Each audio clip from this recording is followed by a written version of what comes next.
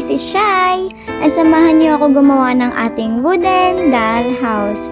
Tinanggal na nga natin yung mga dapat tanggalin para makagawa tayo ng bintana dito sa ating pader ng ating wooden doll house.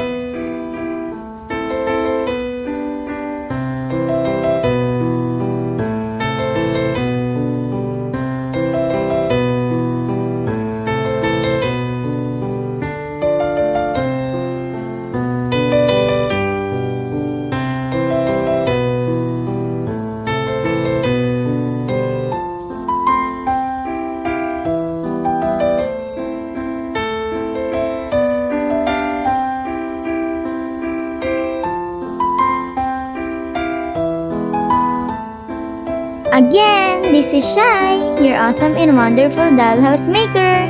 See you on my next progress. Bye-bye!